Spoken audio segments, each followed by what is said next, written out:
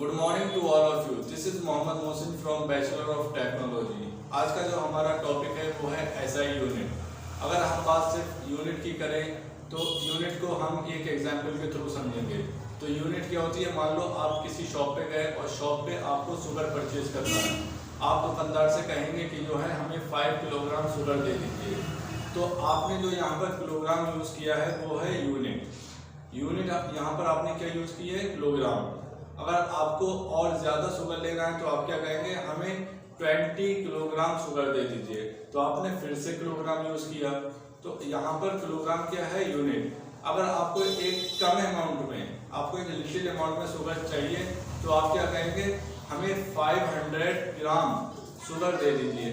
तो आप पहले किलोग्राम यूज़ कर रहे थे, अब आप ग्राम यूज़ कर रहे हैं। तो यहाँ पर जो आपने वेट उसको बताया कि आपको कितना वेट चाहिए शुगर का, किलोग्राम और ग्राम, ये क्या है, यूनिट।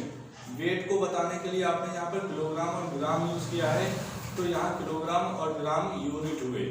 इसी तरीके से अगर आप मिल्क परचेज करेंगे तो मिल्क में आपको लीटर और मिलीलीटर यूज़ करना है। जैसे आपको 10 लीटर मिल्क चाहिए तो आप दुकानदार से कहेंगे कि हमें 10 लीटर मिल्क दे दीजिए। तो दुकानदार आपको 10 लीटर मिल्क दे देगा।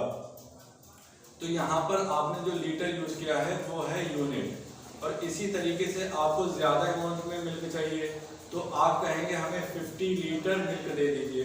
तो फिर से आपने लीटर का यूज़ किया। इसी तरीके से आपने कम अमाउंट में मिल्क परचेज करना है तो आप क्या कहेंगे, हमें 500 मिलीलीटर मिल्क दे दीजिए। तो आपने यहाँ पर जो कम अमाउंट के लिए आपने मिलीलीटर यूज़ किया। तो यहाँ पर लीटर और मिलीलीटर क्या है, ये भी एक यूनिट है। अब उम्मीद करता हूँ कि आपको यहाँ पर यूनिट समझ में आ गए होंगे।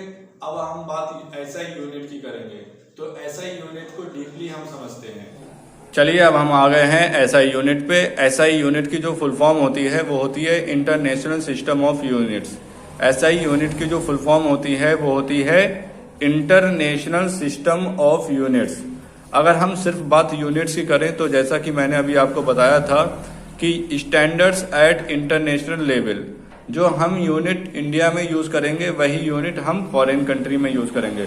अगर एग्जाम्पल के तौर पे अगर हमें 10 kg शुगर परचेज करना है तो यहाँ kg जो है ये kg यूनिट है। 10 kg शुगर की यूनिट कितनी है, 10 kg। और अगर हम मिल्क परचेज करने जाएंगे तो हम क्या बोलेंगे, 20 लीटर मिल्क। 20 लीटर मिल्क, तो लीटर क्या है यहाँ पर, यूनिट। अगर हम टाइप्स ऑफ यूनिट्स की बात करेंगे तो टाइप्स ऑफ यूनिट में 2 तरीके के टाइप्स होते हैं। एक होती है बेस यूनिट और एक होती है derived units. Base unit and derived unit. Drive unit की बात हम सेकंड लेक्चर में करेंगे। इस लेक्चर में हम सिर्फ और सिर्फ बेस यूनिट कवर करने जा रहे हैं। तो बेस यूनिट में हम क्या लेते हैं, क्वांटिटी एंड यूनिट। उसकी क्वांटिटी क्या है और उसकी यूनिट क्या है। तो यहाँ पर हमने जो क्वांटिटी ली है वो पहली क्वांटिटी है लेंथ। पहली क्वांटिटी है लेंथ। अगर हम लेंथ को मीजर करने जाएंगे तो हम उसकी यूनिट क्या लिखेंगे, मीटर। लेंथ की यूनिट क्या लिखेंगे, मीटर। और टाइम मीजर करेंगे तो टाइम किस यूनिट में मीजर करेंगे, सेकंड में। टाइम की unit second. Thermodynamic temperature. Temperature अगर हम मीजर करने जाएंगे तो हम क्या लिखेंगे उसमें, यूनिट केल्विन। टेम्परेचर को मीजर करने के लिए हम केल्विन का यूज करेंगे।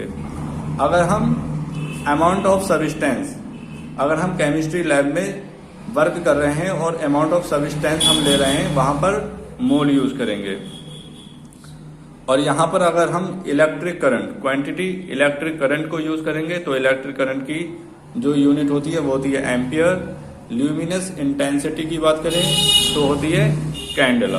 अब हम अगर थोड़ा डीपली समझे तो लेंथ क्या होती है, मान लो आपको थोड़ी डिस्टेंस ट्रेवल करना है तो उस डिस्टेंस को मेजर करने के लिए हम लेंथ की बात करेंगे। उसकी लेंथ कितनी डिस्टेंस हमने ट्रेवल की, तो मीटर, यानी कि हमने 10 मीटर, 100 मीटर या 500 मीटर इसकी हमने डिस्टेंस ट्रेवल की।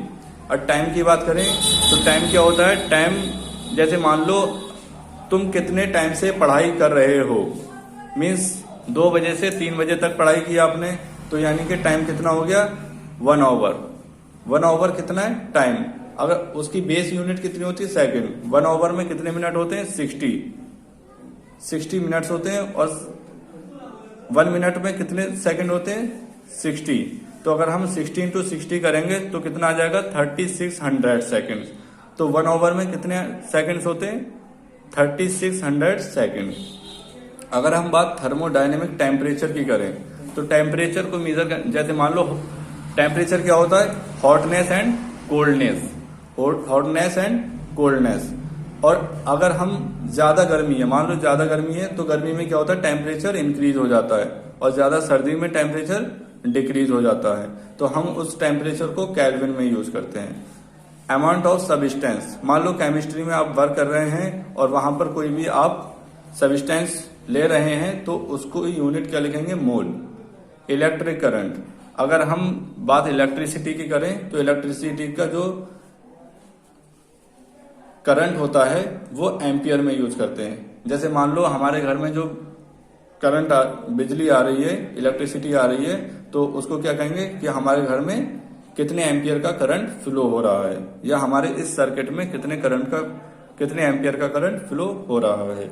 ल्यूमिनस इंटेंसिटी, अगर हम आप यहाँ बात ल्यूमिनस इंटेंसिटी की करें तो हमारी जो लाइट होती है, लाइट में जो वेवलेंथ होती है, उस वेवलेंथ की इंटेंसिटी कितनी है, मतलब वो कितनी ब्राइटनेस है, उसमें कितनी ज्यादा ब्राइटनेस है, तो उसको किस में मेजर करते हैं? कैंडला में। ल्यूमिनस इंटेंसिटी को किस में मेजर करते हैं? कैंडला में।